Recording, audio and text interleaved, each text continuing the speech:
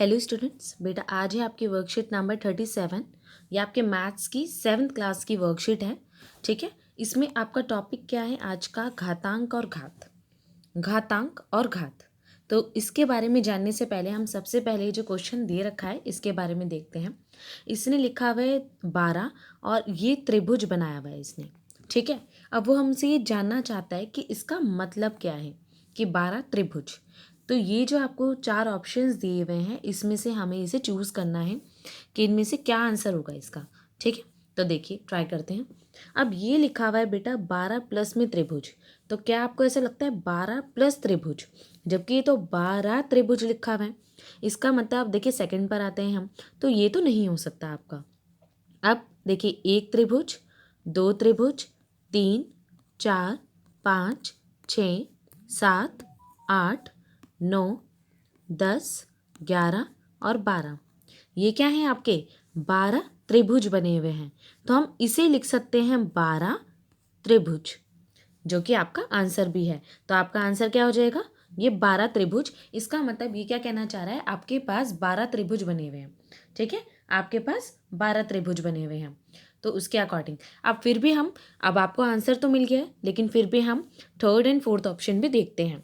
अब इसमें क्या है बेटा, एक त्रिभुज है, 2 है, 3 है, 4 है, 5 है, 6 है, 7, 8, 9, 10, 11 और 12। ये भी आपके 12 त्रिभुज हैं, लेकिन इसमें और ऊपर वाले में क्या डिफरेंस है? तो देखिए इसे हम चेक करते हैं। ये देखिए बेटा, ये जो है ये आपका प्लस का साइन है, वहीं ये जो आपका साइन है ये इंटू का साइन है, गुणा का साइन है। तो इससे क्या पता चलता है कि ये जो आपके पास 12 त्रिभुज हैं, ये क्या हो गया आपका।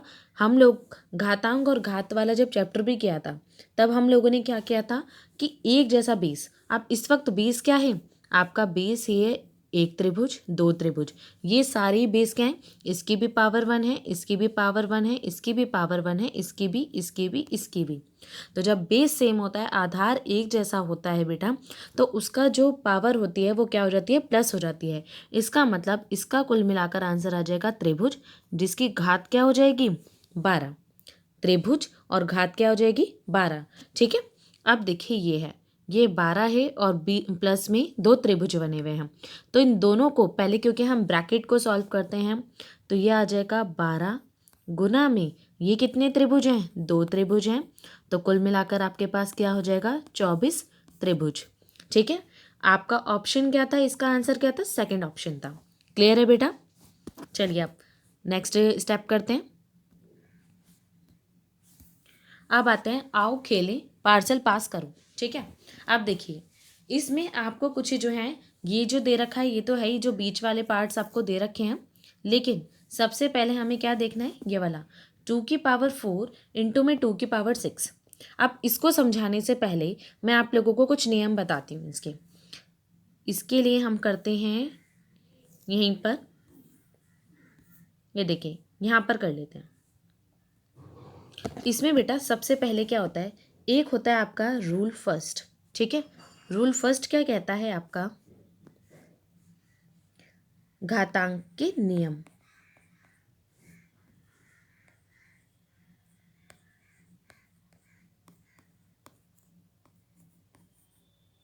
इसमें क्या करेंगे? सबसे पहला नियम कहता है, सपोज करा आप ए बी सी डी कुछ भी ले सकते हो, पी क्यू आर एस भी ले सकते हो, कोई भी चर ले सकते हो। हमने लिया ए की पावर एम डॉट, जिसे गुना से डिनोट किया रहता है, और ए की पावर एन। अब देखिए ये क्या है? आपका आधार है, ये है आपका आधार। ये वाला पार्ट ए जो है इसमें आधार है, और ये जो m है इसी तरीके से ये भी आधार है। ये जो दोनों चीज़ें हैं ये क्या है? आपकी घात है। ठीक है, ये आपकी पावर है, ये दोनों घात हैं। तो नियम ये कहता है कि अगर आपको एक जैसा आधार दे रखा हो, तो जो उनका, और अगर आपका बीच में साइन जो है ये डॉट का हो, प्रोडक्ट का हो, गुना का हो, तो आपका क्या हो जाता है? ए की पावर m प्लस में n। इसका मतलब a को तो हम कॉमन कर देते हैं, और जो इसकी पावर्स हैं उनको क्या कर देते हैं? जो इनकी घातें हैं उनको जमा कर देते हैं, प्लस कर देते हैं। तो एक तो बेटा आपका नियम होता है ये।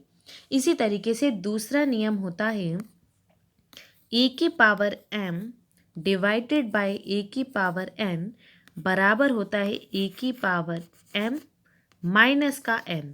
अब आप ये सोच रहे होंगे कि ऐसा क्यों होता है। इसी को बेस बनाते हुए हम इसे भी सीखते हैं।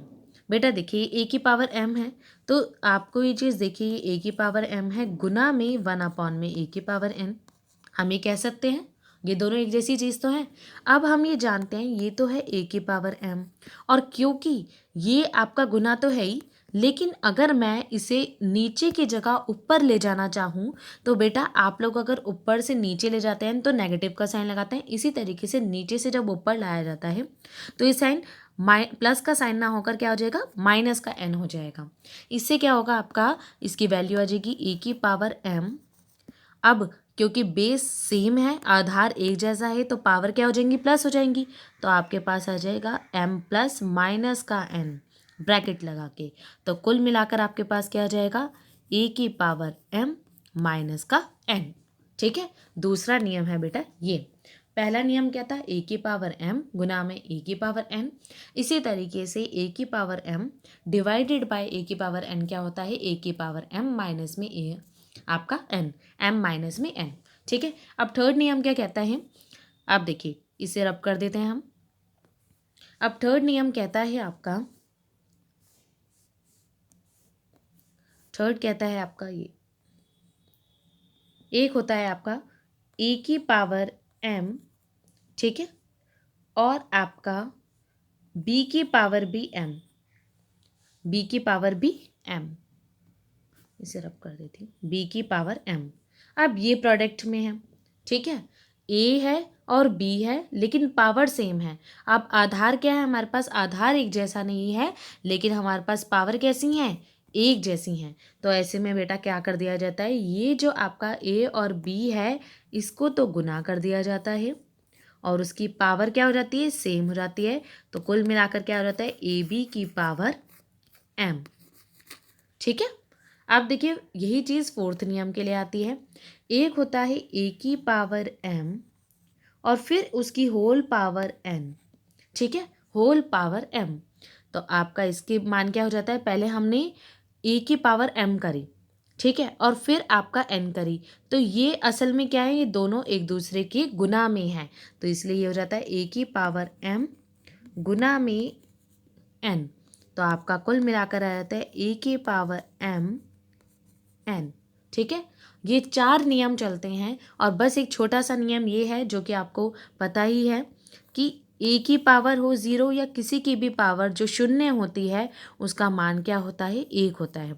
चाहे हम किसी का भी मान निकालें, अगर किसी का भी कोई भी नंबर लिखा हुआ है, कोई वेरिएबल लिखा हुआ है, मतलब कोई चर संख्या है या अचर संख्या है, कोई भी कांस्टेंट वैल्यू कुछ भी हो सकता है, अगर किसी की भी पावर 0 आ जाती है, घात अगर 0 होती है, चाहे कितने बड़ा नंबर हो, तो उसका मान कितना हो जाता है बेटा, 1 हो जाता है। ठीक है, चलिए अब इसी पर बेस्ड हम क्वेश्चंस करते हैं। हम लोगों ने नियम तो कर लिए हैं, चलिए अब इसका स्टार्ट करते हैं। इसमें है बेटा आपका 2 की पावर 4 डॉट में 2 की पावर 6। अब ये क्या है, बेस सेम है और पावर क्या है, अलग अलग है। एक चीज़ और याद रखिएगा, अगर बेस सेम है तो चाहे पावर अलग हो या एक जैसी भी हो तो भी क्या होगी। अब इसमें कौन सा नियम लगेगा, a की पावर m गुना में a की पावर n, है ना एक जैसा। a 2 हो गया, m हो गया 4 और 6 हो गया n। तो आपका आंसर क्या आ जाएगा, a की पावर m प्लस n होता है, a की पावर m प्लस n होता है। तो इससे क्या हो जाएगा, 2 की पावर 4 प्लस 6, जिससे आंसर क्या आ जाएगा आपका 2 की पावर 10। ठीक है, यही दे रखा है आपका आंसर भी, 2 की पावर 10। अब सेकंड ऑप्शन करते हैं बेटा। अब ये कह रहा है 4 की पावर 2 की होल पावर 3 की पूरी पावर क्या है, 3 है। तो देखिए बेटा वही चीज़ करेंगे। आपका ये कौन सा नियम होता है, a की पावर m और आपका n वो कितने के बराबर था, a की पावर m गुना n। इसका मतलब 4 की पावर, अब ये क्या करेंगे 2 इंटू में 3 करेंगे, तो आपका क्या आ जाएगा 4 की पावर 6। ठीक है, 4 की पावर 6। तो ये आपका इस तरीके से आ जाएगा। अब देखिए अगर आप वैसे भी देखिए, अगर आपको ऐसा लग रहा है कि कहीं हम मिस्टेक तो नहीं कर रहे हैं, 4 की पावर 2 क्या होता है, 16 होता है, और 16 की क्यूब क्या होता है बेटा, 16 की क्यूब, इसे निकालो और इसी तरीके से 4 की पावर 6 को निकालो, तो ये आपका कुल मिलाकर यही आंसर आ जाएगा। ठीक है, 4 की पावर 6 और 16 की क्यूब। देखिए चलिए हम करके देखते हैं, 4 की पावर 6 करके देखते हैं और आपका 16 क्यूब करके देखते हैं। तो देखिए 16 को जब 16 से ही 3 बार गुना किया जाता है तो क्या आ जाता है आपका 4096। और वही चीज़ 4 को जब 4 से ही, इसका मतलब क्या है, 4 को 4 से 6 टाइम इंटू किया गया है ना, 4 को 4 से 6 टाइम इंटू किया गया है, तो इसका मतलब क्या हो जाएगा 4 into 4 into 4 into 4 into 4 into 4। तो ये भी आपका कितने के बराबर आ जाएगा बेटा, 4096 के बराबर आ जाएगा। तो कुल मिलाकर जो आपका आंसर होगा वो क्या होगा, 4 की पावर 6, ये आपका आंसर आ गया बेटा। चलिए अब नेक्स्ट क्वेश्चन पर आ जाते हैं। ये कह रहे हैं 7 की पावर -5। अभी जैसे ही मैंने आप लोगों को बताया भी कि आपकी जो बेटा पावर होती है, अगर ये आपका नेगेटिव है तो नीचे जाके वो क्या हो जाएगा, पॉजिटिव हो जाएगा। अगर पॉजिटिव हुआ होता है तो नेगेटिव हो जाएगा। तो ये 7 तो 7 रहेगा और उसके साथ -5 रहेगा, लेकिन इसका मतलब ये है कि इसको हम इस तरीके से भी लिख सकते हैं 7 की पावर 5 नीचे करके। ठीक है, इसका मतलब ये है कि ये क्या है, 7 की पावर -5 है। ये क्या है, 7 की पावर -5 है। और इसे हम कैसे लिख सकते हैं, अगर हम इसे दूसरी तरीके से इस तरीके से भी लिख सकते हैं, 1/7 की पावर 5। अब आते हैं बेटा इस वाले क्वेश्चन पर। ये वही आ गया, ये क्या है आपका 7 है और ये आपका 5 है। तो 7 और बेस कैसा है, दोनों का सेम है। जिस तरीके से बेटा हम लोगों ने क्या करा था, एक होता है आपका a की पावर m गुना में b की पावर m। तो हम क्या करते हैं, a इंटू में b की पावर m कर देते हैं, गुना कर देते हैं ना इन दोनों को, और बेस जो पावर होती है एक जैसा रख देते हैं। इसी तरीके से हम क्या करेंगे, डिवीजन में है तो 7/5 कर देंगे और इसकी होल पावर क्या कर देंगे, m कर देंगे, मतलब क्या, सॉरी 5 कर देंगे। इसकी होल पावर क्या हो जाएगी, 5। तो इसका आंसर किस तरीके से आ जाएगा आपका, 7/5 की होल पावर 5। ये इस तरीके से भी लिखा जा सकता है। अब देखिए इसको देखते हैं, 5 की पावर 3, बिल्कुल सेम क्वेश्चन एक जैसा ही है। 5 की पावर 3 है और होल पावर 4 है, तो वही क्या आ जाएगा, 3 इंटू में 4, तो आपके आ जाएगी बेटा 5 की पावर 12। ठीक है, अब 5 की पावर 0, अभी मैंने बताया था a की पावर 0 हो, किसी की भी पावर 0 हो, उसका मान क्या होता है, 1 होता है। तो इसका आंसर क्या हो जाएगा, 1। अब वो कहते हैं 6 की पावर 6 डिवाइडेड बाय 6 की पावर 3। बेटा ये कौन सा आपका फॉर्मूला, ये आपका कौन सा नियम आता है, ये नियम है आपका a की पावर m। चलिए दूसरे कलर से लिख देती हूँ। ये है बेटा आपका a की power m divided by b की पावर, सॉरी a की पावर m और a की पावर ही n। तो ये किसके बराबर हो जाता है, जो हमने सीखा था a की पावर m माइनस का n। तो ये क्या हो जाएगा, 6 कॉमन है तो 6 हो जाएगा और 6 माइनस में 3 हो जाएगा। ठीक है, ये डिवीजन का ही होता है साइन, और इसी तरीके से ये भी डिवीजन का ही साइन होता है। तो ये कुल मिलाकर क्या आ जाएगा, 6 की पावर 3 आ जाएगा। अब लास्टली आपका एक क्वेश्चन बचा हुआ है 2 की पावर 2 और 3 की पावर 2। अब देखिए इसमें बेस सेम नहीं है लेकिन पावर सेम है। इसका मतलब ये फॉर्मूला क्या हो गया, नियम है a की पावर m, ठीक है, और b की पावर m। बेस आधार एक जैसा नहीं है लेकिन पावर एक जैसी है, तो इनको क्या कर देते हैं, 2 गुना में 3 की पावर 2। तो ये आ जाएगी आपकी 6 की पावर 2। ये कुल मिलाकर क्या आ जाएगा, 6 की पावर 2। इसे मैं इधर कर देती हूँ, 6 की पावर 2 आ जाएगा आपका इसका आंसर। क्लियर है बेटा। चलिए अब नेक्स्ट करते हैं, अगर कोई हो तो। हाँ, ये कहता है -5, ये कह रहा है -1 की पावर 5 या -1 की पावर 6। इसने पूछा है मैं बड़ा हूँ, नहीं मैं बड़ा हूँ, इन दोनों में लड़ाई चल रही है नंबर्स में। वो ये कह रहा है कि कौन बड़ा है।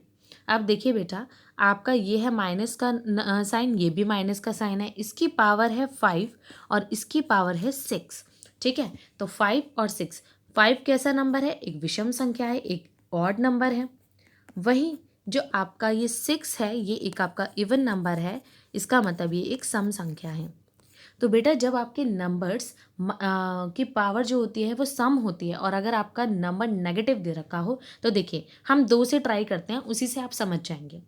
देखिए -1 और -1, -1 की पावर अगर आपका 2 दे रखा हो, इसका मतलब ये है कि -1 को -1 से ही 2 बार गुना किया गया है।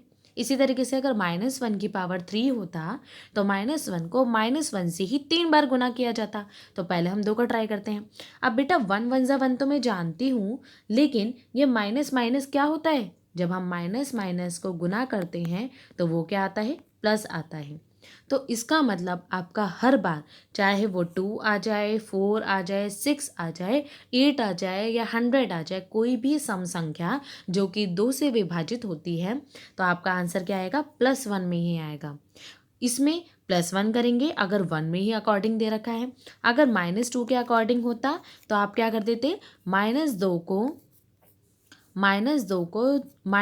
से ही 2 बार गुना किया जाता। तो पहले मैं लिख देती 2 2 ज़ा 4 और माइनस माइनस प्लस। फिर अगर होता -2 की पावर 3 तो -2 को -2 से ही 3 बार गुना किया जाता। तो क्या करती मैं? 2 दूनी 4। अब चलो विषम का अभी बाद में बताती हूँ, रुक जाओ। पहले आपने ये समझ लिया। अब हमने सम संख्या के बारे में तो देख लिया है कि अगर हम सम संख्या को गुना करते हैं, चलो 4 करके देखते हैं। -2 को माइनस की पावर 4 है, ठीक है, तो -2 को -2 से ही 4 बार गुना किया गया है बेटा।